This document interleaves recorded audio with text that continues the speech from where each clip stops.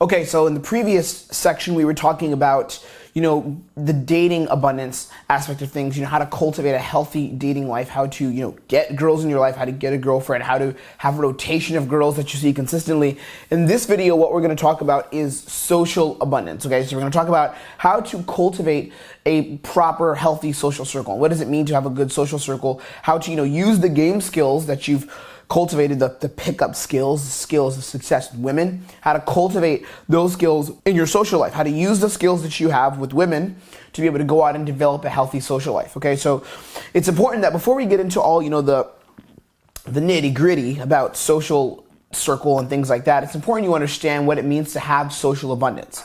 Okay, so that's what we're aiming towards here. Like, I think the purpose of having a good social circle, a lot of guys think it's to get laid, but I don't think you should see your social circle as a means to get laid. Sure, you can get laid by meeting people and networking and just getting to know people, but you can get laid very well without having to use a social circle to get laid. If anything, your getting laid helps you with your social circle. I don't think it should be, let me get friends so I can get laid, right? I'm teaching you in this section how to just be the guy who has women around him but also has a great circle of friends. This is kind of how to build that circle and that wealth of friends, which leads to you having, again, better life experiences. And again, the more life experiences you have, the more you're able to live that lifestyle of abundance, come from that frame of abundance, and build yourself up as a man, and cultivate that fuckboy frame like we've been talking about throughout the whole program.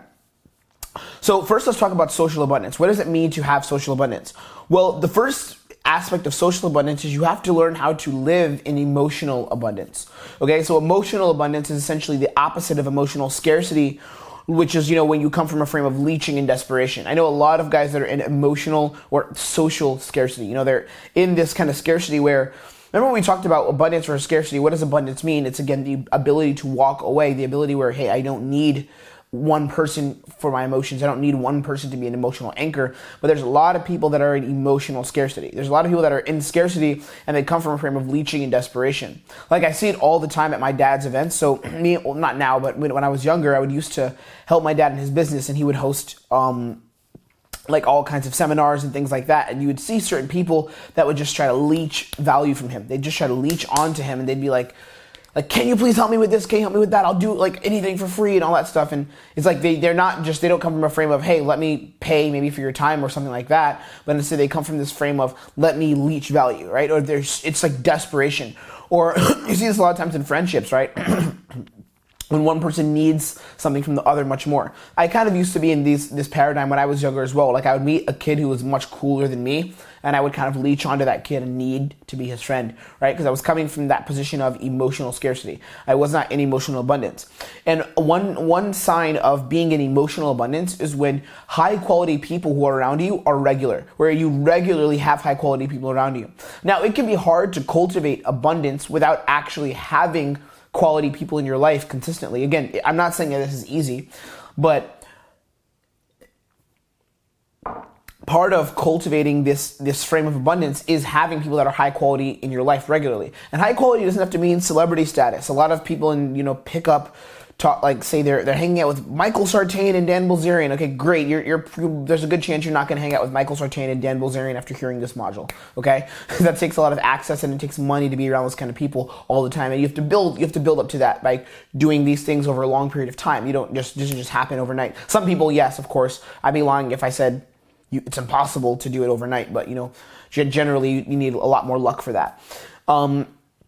But high quality people, it doesn't have to be celebrities necessarily. High quality people can be people in your life that build you up. And I'm going to talk about what it means to have high quality people around you. The other thing is you have to understand that emotional abundance does take time to build, right? Like abundance with women, you can build probably in like a week. Like, I'd actually agree with that. You could build abundance in a week. You go out and get a bunch of solid numbers and get laid a couple times. You have like 10 girls texting you within the next week. You're getting laid consistently. You have abundance. Again, now the skill set to get there with women, it takes time, but you can physically build abundance. But the thing is, social abundance takes time to build because what you're doing is you're building relationships, right? You're building high quality connections with people. You're having people around you consistently, and that takes time to build. And again, it's something that you have to be patient with. You can't want to rush it. You can want to rush it, it's up to you, but it's not something that you should want to rush. It takes time. It takes time to build that. The other thing is, part of social abundance is having a wealth of experiences, right? So a lot of times people limit the experiences they have because of fear or because they're risk averse. They don't want to take risks.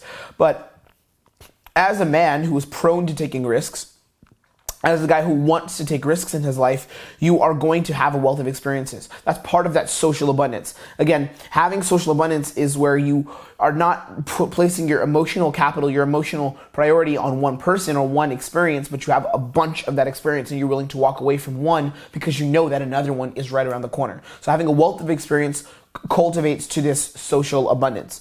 Okay, now, another aspect of developing this social abundance is learning how to surround yourself with champions. You have to surround yourself with champions, and that's the next video we're going to go over. You have to learn how to build a circle of winners and how to have this constant upflow of progression in your life. You notice this is a big theme of the Fuckboy frame. I talk a lot about progressing in your life versus stagnating in your life. The reason why, even in your game, progressing in your interactions versus stagnating. The reason why is because when you're progressing, that's when you're going to be growing as a man. It's like progression versus stagnation. And part of this progression is surrounding yourself with a circle of winners. I call it a circle of winners, a circle of people around you that are giving value, people around you that are value givers and not value takers, people around you that aren't leeches, people around you that are high value individuals. Learning how to do that is really important. So in the next video, we're going to talk about how to surround yourself with champions, because you need to do that in order to get into this socially abundant lifestyle.